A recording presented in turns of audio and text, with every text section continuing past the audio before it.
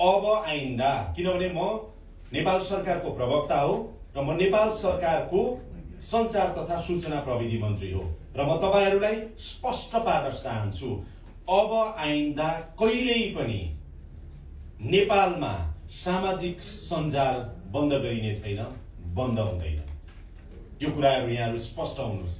तर सामाजिक सञ्जाल नियन्त्रण कि नियमन भन्ने जुन प्रश्न गर्नु भएको छ, सामाजिक सञ्जाल के हुन्छ भने सामाजिक सञ्जाल अझ बढी प्रभावकारी हुन्छ, सामाजिक सञ्जाल अझ बढी जिम्मेवार हुन्छ, सामाजिक सञ्जाल प्रयोगकर्ताहरू अझ बढी चाहिँ उत्तरदायित्व बोध गर्छन् र सामाजिक सञ्जाललाई अझै मर्यादित बनाउन सरकारले सहजीकरण गर्छ र नियमन पनि गर्छ।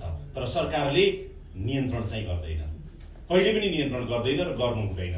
त्यसैले सामाजिक सञ्जालको भरपूर उपयोग नेपाली जनता र सरकारवालाले गर्न पाउनु पर्यो, नियन्त्रण गर्नु भएन। तर सामाजिक सञ्जाल सञ्चालन गर्ने क्रममा आम जनताको हित ध्यानमा राख्नु पर्यो। देशको राष्ट्रिय अखण्डता, भौगोलिक अखण्डता, सार्वभौमिकता, स्वतन्त्रता, परस्परको सम्बन्ध, यी सबैलाई चाहिँ खलल पुर्याउने काम हामी कसैले गर्नु हुँदैन र हामी गर्दैनौं पनि। त्यसैले सामाजिक सञ्जालको सन्दर्भमा यहाँहरुलाई मैले यति भने।